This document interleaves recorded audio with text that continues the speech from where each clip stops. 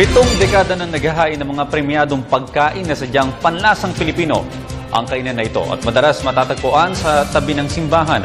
Sa haba ng panahon, saksi ang kainan na ito sa mga kaganapan sa buhay pamilya ng mga Manileño at mga dayong mula sa karating probinsya.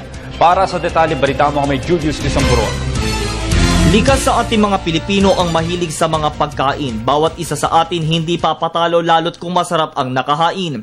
Mayroong mga kainan sa bansa ang halos dekada na nang mulat magsimula sa merkado. Kung tutuusin, bahagi na sila ng pamilyang Pilipino. Tulad ng restaurant na ito na makikita sa lungsod ng Maynila, maraming nakapagsabi pagkatapos magsimba o kaya'y mamasyal kasama ang pamilya, ito'y tinutungo at dinadagsa. Definitely, I think that, for one, it has become a landmark, not only in its location, also as an establishment. And second, it has been a venue for events for many monumental occasions in one's lifetime.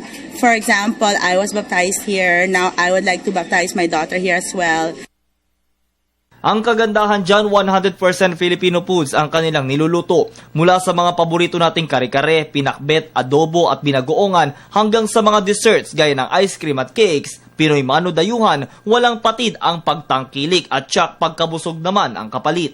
Remain true to our Filipino heritage and that we always celebrate family values. We've become a venue that a lot of Filipinos come back to, either whether or not they've been away from the country for 10 years, 50 years, or whether they just want good Filipino food. A lot of the food has been sort of like a staple. It's been a craving for a lot of Filipinos to come back and forth.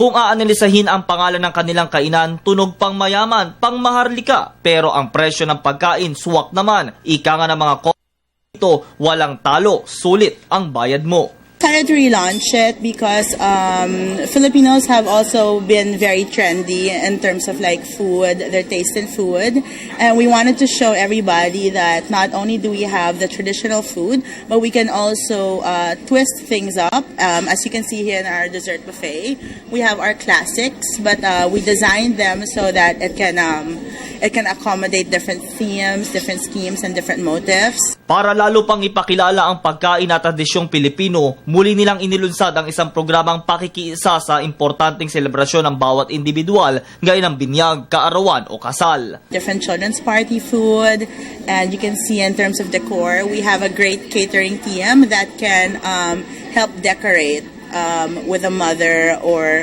whoever the celebrant is to make things more customized and more special. Ayon naman sa pamunuan nito, may okasyon man o wala, mananatili silang kabahagi ng bawat isa. Kanila ding sinisiguro na mag-aalay sila ng tunay na pagseserbisyo. The way we celebrate, the way we do it in the house, in our homes, that's how we food here.